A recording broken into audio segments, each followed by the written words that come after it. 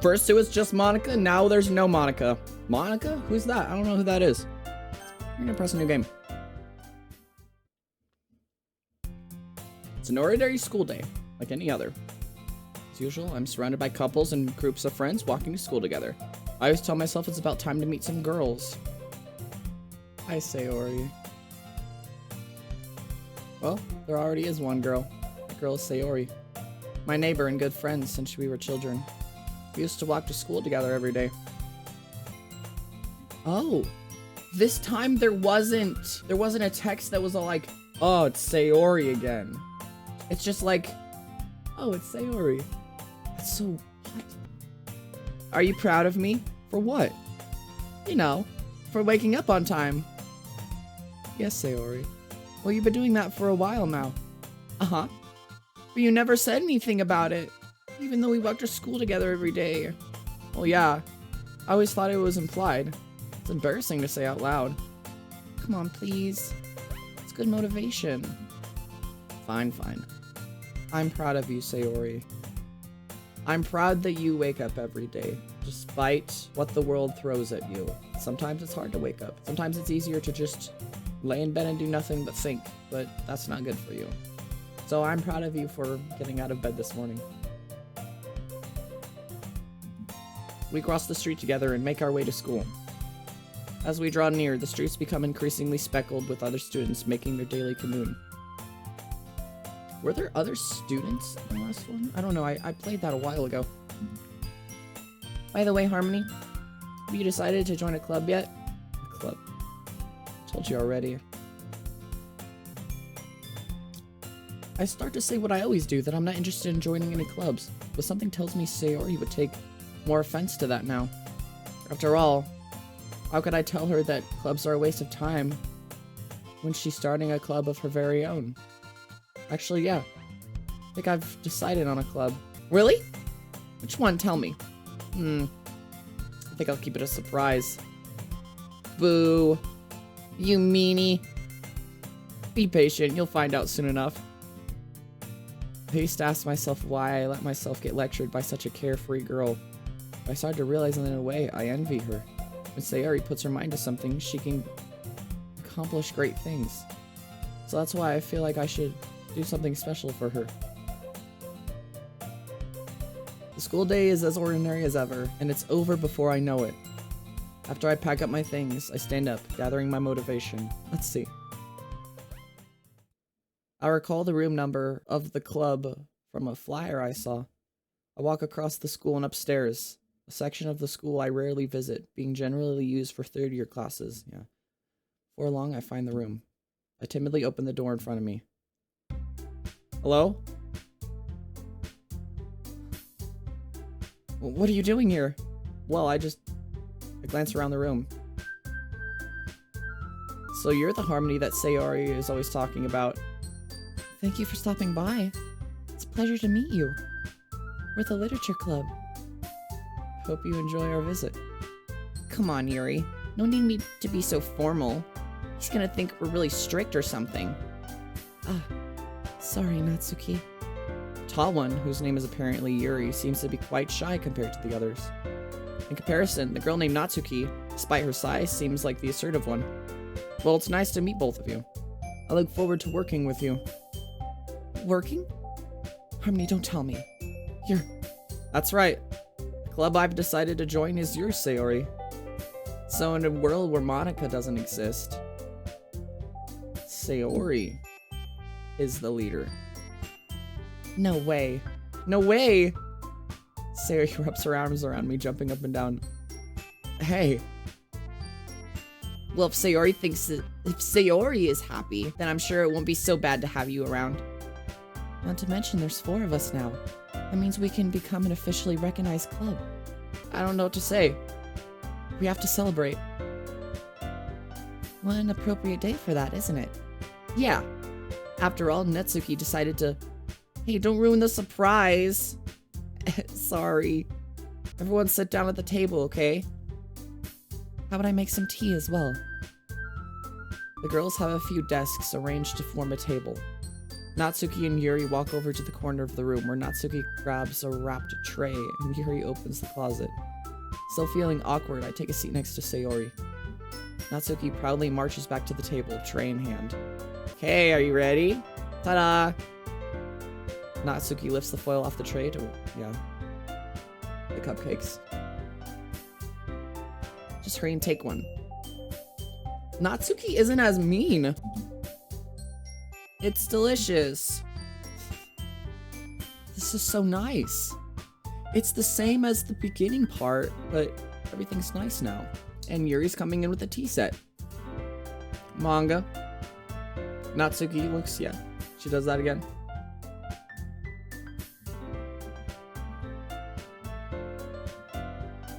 Manga.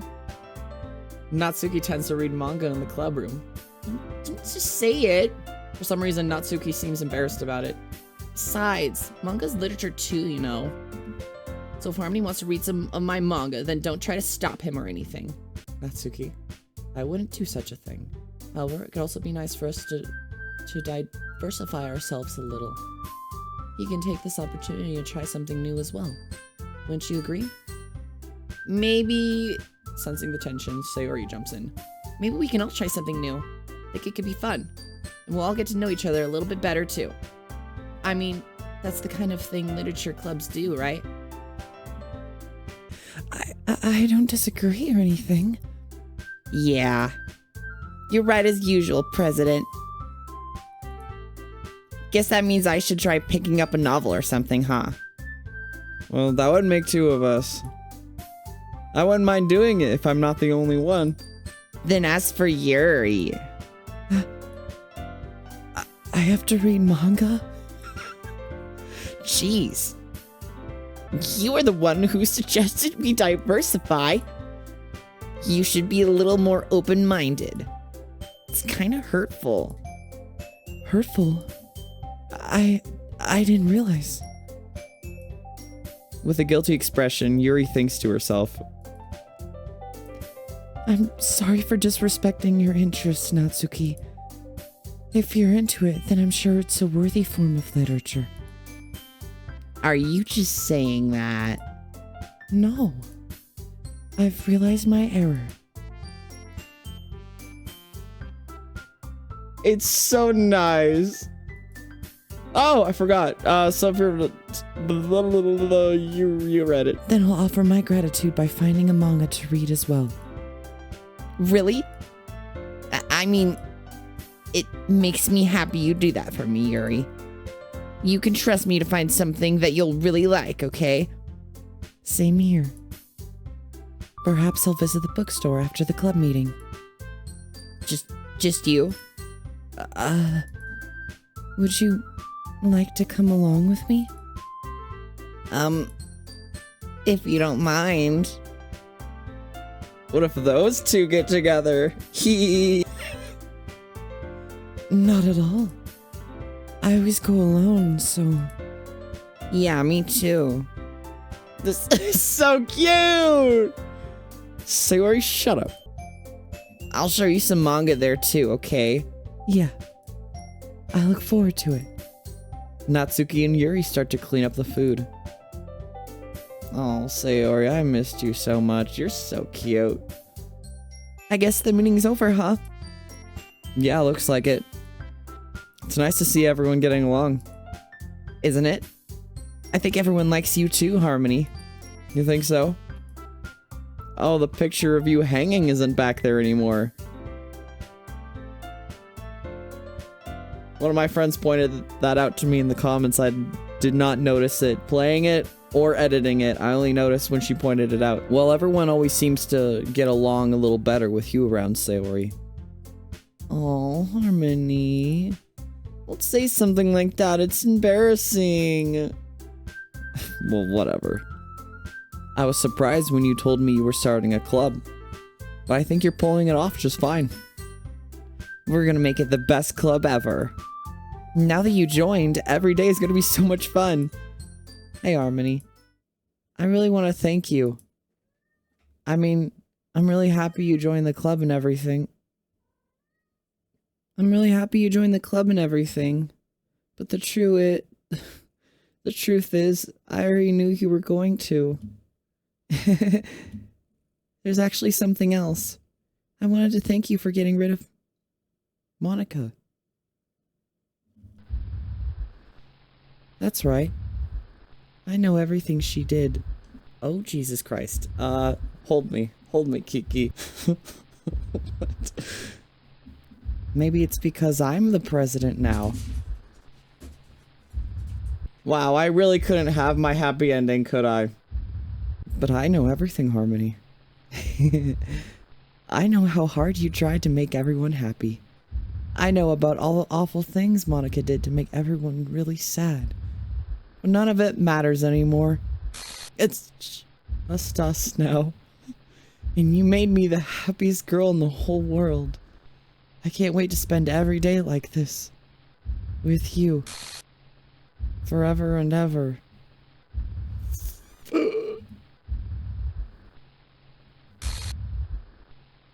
Is that spelling out forever? No. Saria, I thought you were the good one. Uh-oh. What's hap- I won't let you hurt him. Oh. Ooh. It hurts. I'm sorry. I was wrong. There's no happiness here after all. Is this how this is gonna end? Are you kidding me? Goodbye, Sayori. Goodbye, Harmony. Goodbye, Literature Club. No.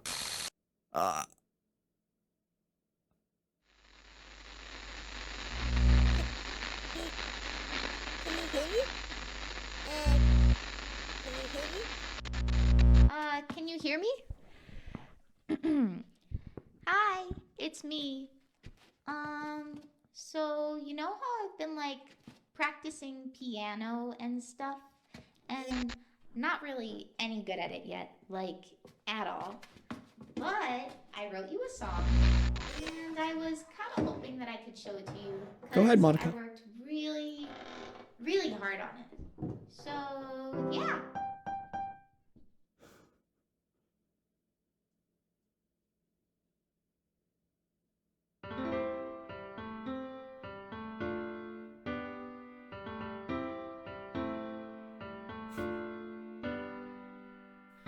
Every day I imagine a future where I can be with you. In my hand is a pen that will write a poem of me and you. The ink flows down into a dark puddle. Just move your hand right the way into his heart. But in this world of infinite choices, what will it take just to find that special day?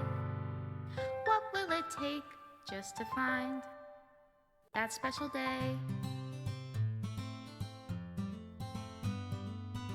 Credits?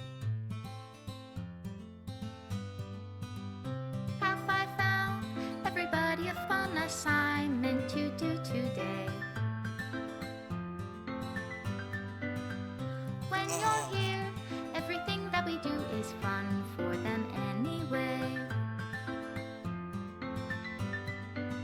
When I can't even read my own feelings, Oh. what good are words when a smile says it all? And if this world won't write me an ending, what will it take just for me to have it all?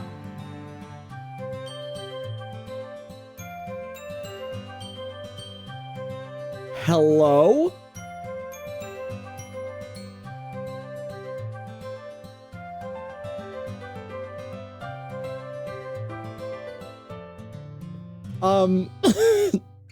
Does my pen only write bitter words for those who are dear to me? Aw. Is it love if I take you, or is it love if I set you free?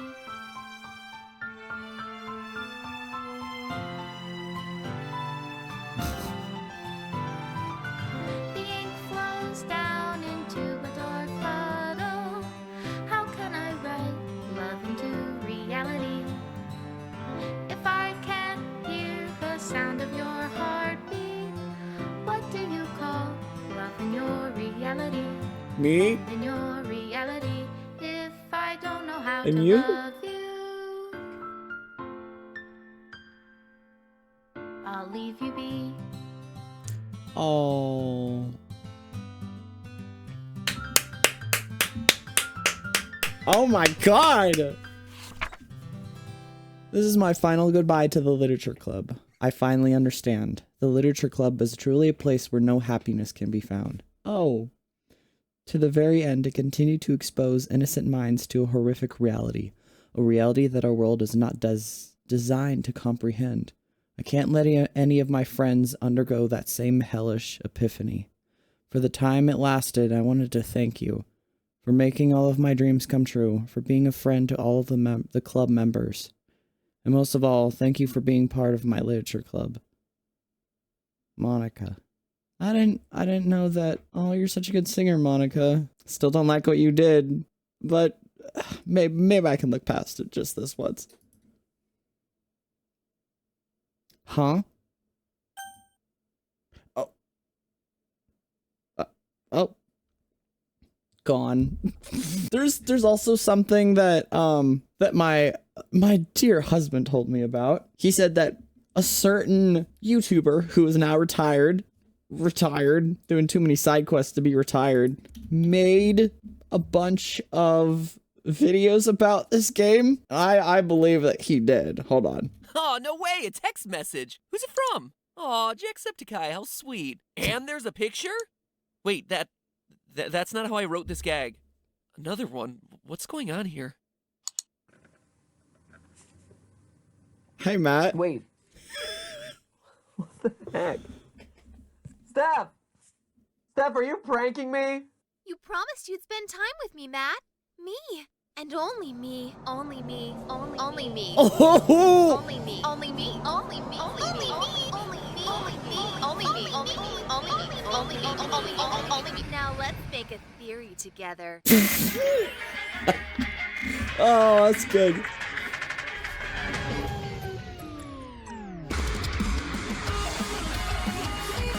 Man. Oh!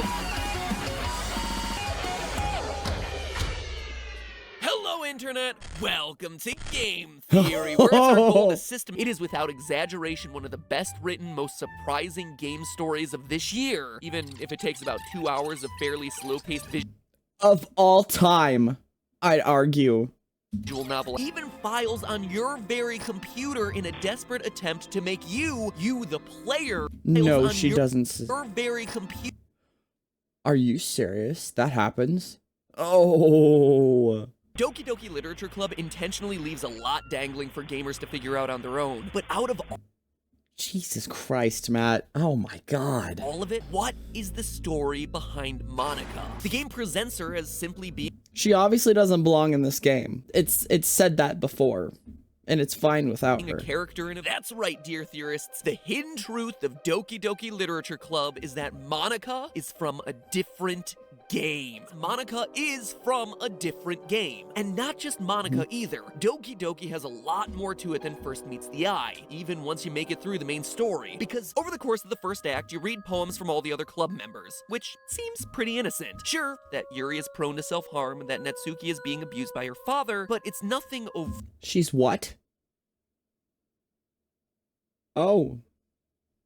Maybe I should pursue her if you guys want to see another part. overt. In the game's second act, you're given 3 randomly selected special poems out of a possible 11 that makes these hints much more overt. But there's one of these poems in particular that really stands out. A huge block of redacted text with only a few letters left visible, spelling out the question.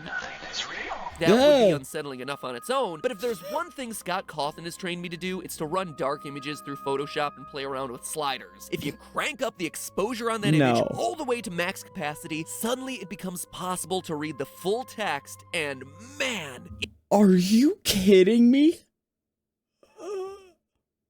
Okay, he's gonna read what it says. it is weird. Irregular heartbeat, heart palpitations, arrhythmia. I search and search, eyes scanning everything I can find on their symptoms. What is this? Shortness of breath? Chest pain? Dizziness? No, this is all wrong. Alyssa's symptoms are nowhere near this simple. I've seen it twice now. The screams of pain, sickeningly pale skin, vomiting blood. There is no other explanation other than that Renier's information was a complete and utter lie. This can't all be coincidence. It's not possible. I don't know how much of this Renier is behind, but I do know this. There is something horribly wrong with this family, and I accepted the invitation to become a part of it.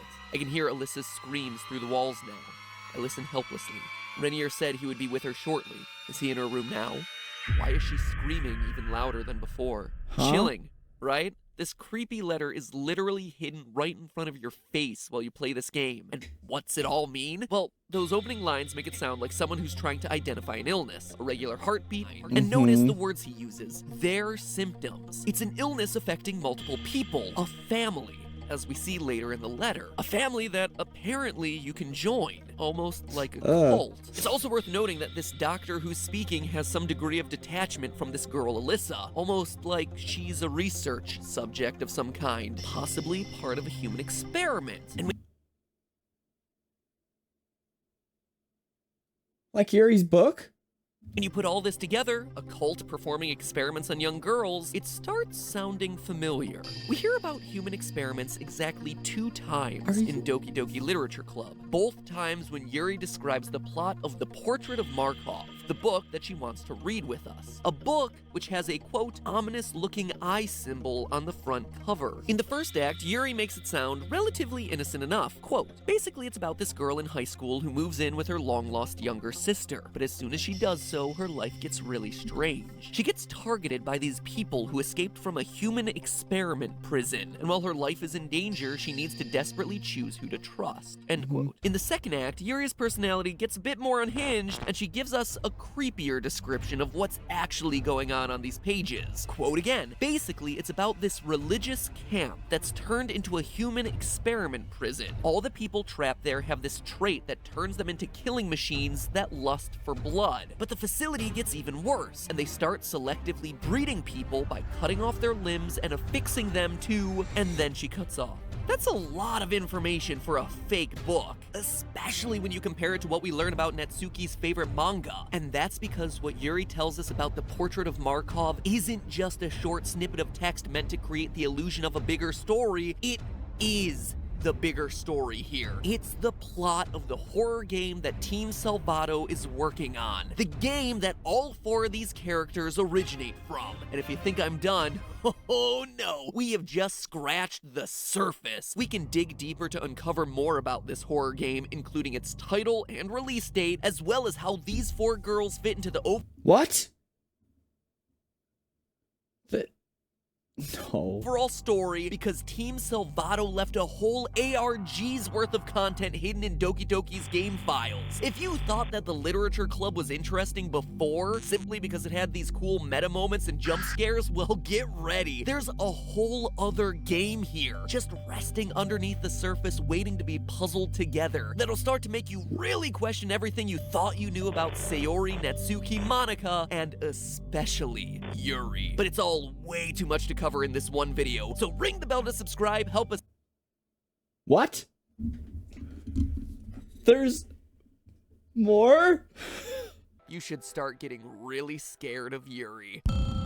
I'm already scared of Yuri. But there's more in these files than just character information. Each of them is a puzzle in and of themselves, left in the game to be solved by the fans. And 2 fans of DDLC in particular stepped up to the challenge. Reddit users MitHost and WarChamp7 dug deep into these files and uncovered their secrets, posting their findings to the R Visual Novels subreddit. And the lore bits they uncovered broke the Portrait of Markov mystery wide open. So the character files on your computer start as .chr files, which isn't a real file format that programs can recognize, but that doesn't mean you can't open them. If you use a text editor like Notepad, you can absolutely see what's inside, and that's exactly what they did. Yuri's something about this visual novel makes me go through puberty. Yuri's file was the easiest to crack. It started as a bunch of random letters and numbers, but that pile of letter vomit was actually text encoded in base 64. It's an encoding technique that converts binary. When you decrypt Yuri's file, you'll see that it's actually a short story, a creepypasta which the game's director Dan Salvato confirmed that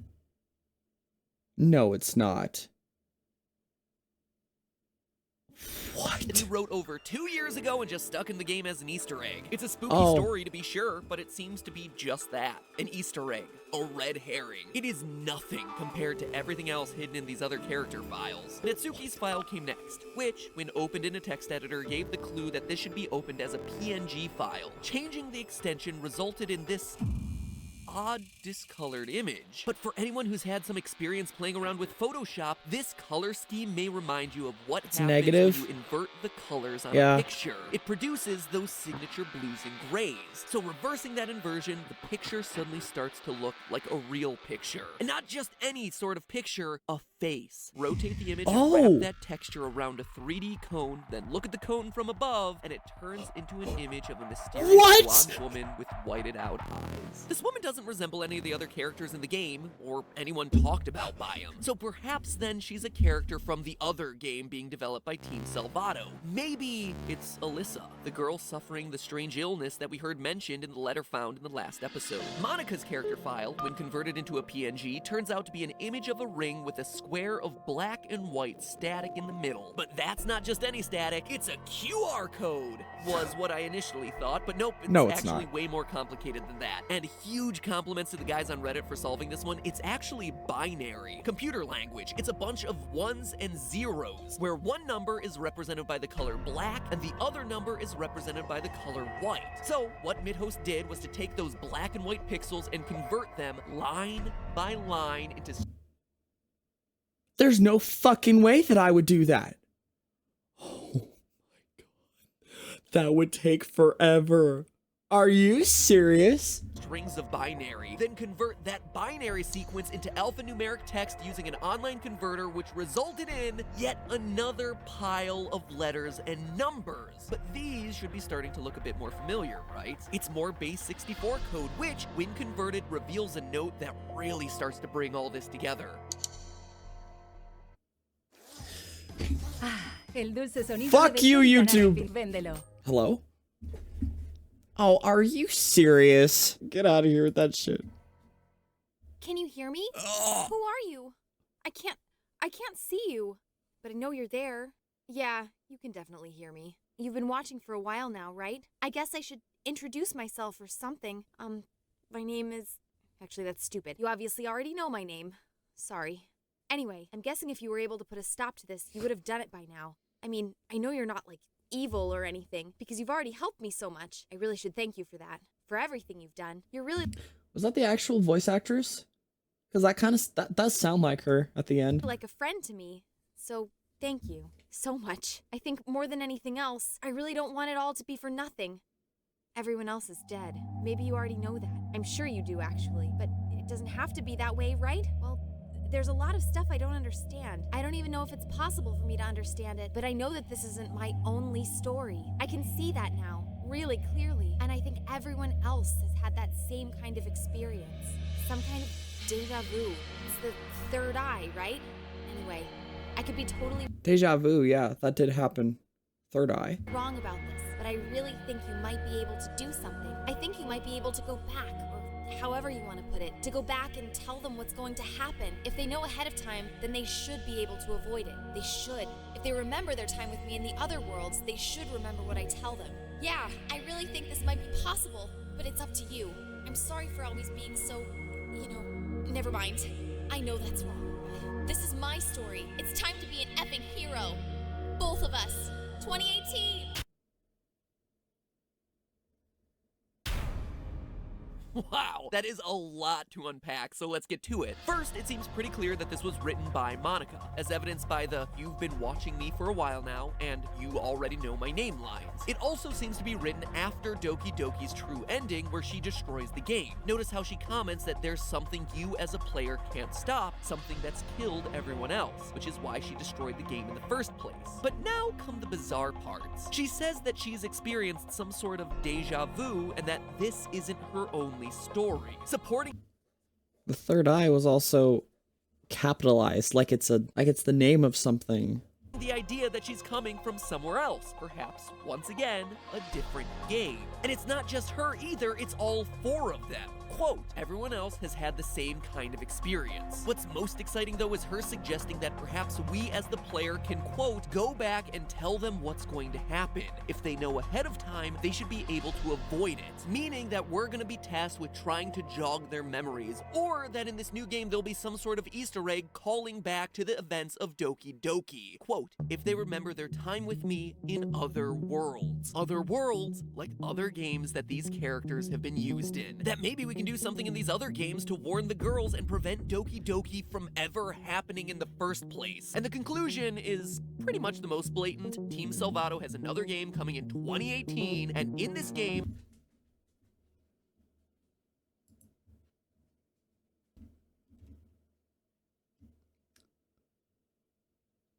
So they have Doki Doki Literature Club plus this thing that hasn't come out yet, and then 2 unrevealed projects. Monica isn't the villain, she's the hero. Of everything in Monica's letter though, one reference in particular really stands out, blaming this deja vu on what she calls the third eye. And it's not just Monica either. This third eye is hidden throughout your time with the Literature Club. During Act 2, you're always given 2 regular poems. Once the game starts to break, the first poem that Natsuki gives you is a string of random letters and numbers, which at this point we're old Base pros at 64. decoding. Using Base 64, the text reveals a creepy hidden poem titled Open Your Third Eye, which describes the narrator taking pleasure in stabbing someone to death. The second poem that Yuri gives you What? seems, at first glance, to be a huge What did that say? I could feel the tenderness of her.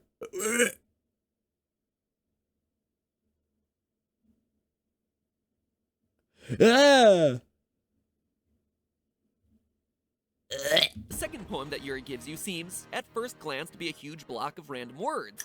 But hidden in plain sight at the end of it is another ominous passage that describes a compulsive stabbing and concludes with the line, quote, the lust continues to linger through my veins. An ache in my muscles stems from the unreleased tension experienced by my entire body. Her third eye is drawing me closer. That's 3 characters now who've brought up this third eye. The same eye that happens to be described on the cover of the portrait of Markov. And remember what Yuri said about the plot of the book last episode. All the people trapped in the human experiments at the religious camp have this trait that turns them into killing machines that lust for blood. That trait is undeniably the third eye. All of this points to Team Salvato's new game being about human experimentation, researching a psychic phenomenon that invokes uncontrollable bloodlust in the people exposed to it. Which brings us to the last piece of the puzzle, Sayori's character file, which is by far the trickiest to decipher. In order to unlock its secrets, you need to convert it into an OGG audio file, which sounds like a lot of random noise at first. But when you open that audio in a visualizer program and then apply a spectrograph to that visualization, you reveal a QR code that, when scanned,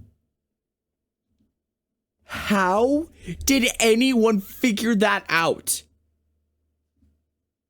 What? and it takes you to the website projectlibitina.com.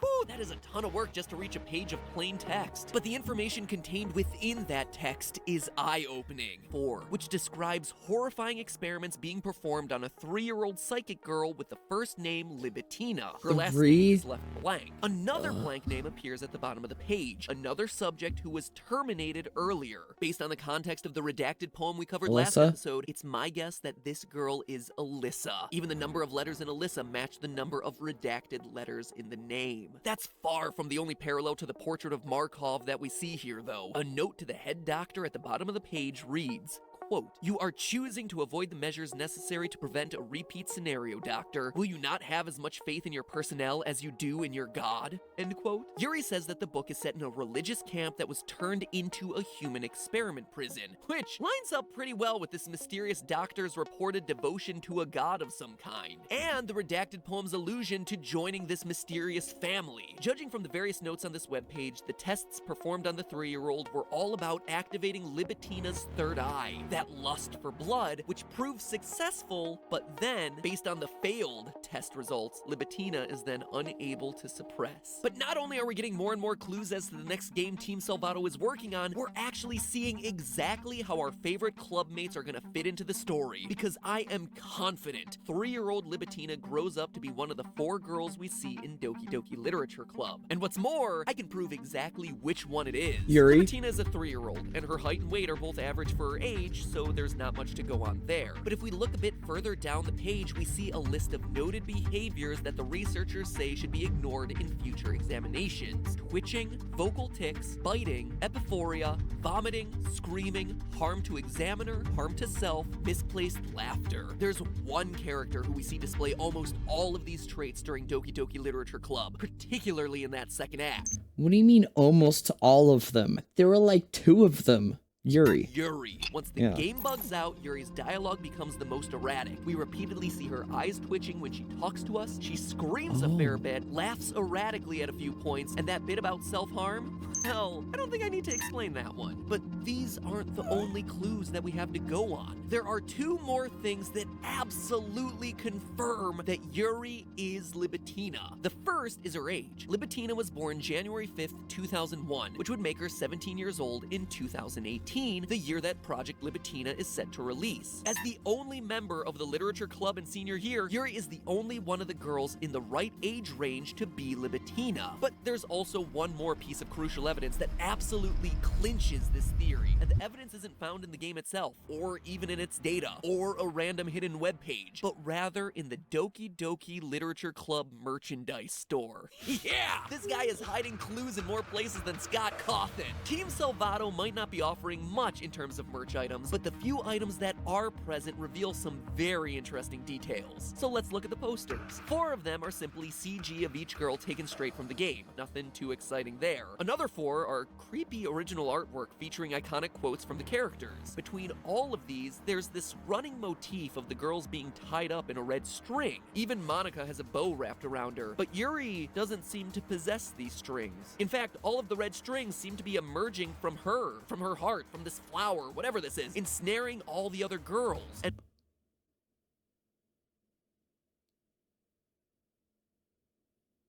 Those are so creepy. Wait, no. an allusion to Libitina's psychic influence over everyone else. But if that doesn't convince you, there are 2 more posters for sale featuring original artwork. One of these is a surprisingly cute picture of Monica handing you the song she sings you at the end of the game. It's cute. It's very cute. The last poster, called Yuri Unhinged, is a bit different. And when I say a bit different, I mean completely different from anything else in the game or on the site. It shows the quiet bookworm Yuri sitting in the classroom at sunset, toying with a knife. For someone unhinged, her posture seems oddly relaxed, even confident. In fact, it's the most confident we've ever seen her, like she's in full control of the situation. And behind her, we see all sorts of ominous text scrawled on the blackboard. And to her right, we see a poster. A poster with a big ol' Illuminati confirmed eye in the middle and the words "Help Me" scribbled along the top. This is the third eye, Yuri's third eye, and this is the only artwork where we see it depicted. Illuminati confirmed, Yuri as Libitina confirmed. Doki Doki Literature Club isn't just a free game made to promote Team Salvato's upcoming horror title, it's a part of Project Libitina. Monica is the upcoming game's protagonist, while Yuri is the monster at the center of the story, Libitina herself. This is why Yuri was so attached to the Portrait of Markov story. It is her story, and the disconnect from being put in the wrong game is the reason that Monica becomes self-aware. But hey, that's game theory. Oh my god! Jesus. Well, Matt's dead. Well, I feel like a lot of those are a stretch, but the way that this game goes so deep is insane. Like, I would have never thought to do any of those. How do people think of this? Yeah, I'm gonna leave more for another episode if you want to see me react to more of those. Those are fun. Doki Doki Literature Club. If this is the end, this has been awesome. But if I'm just beginning, then you'll see me in another episode of Doki Doki Literature Club. Peace.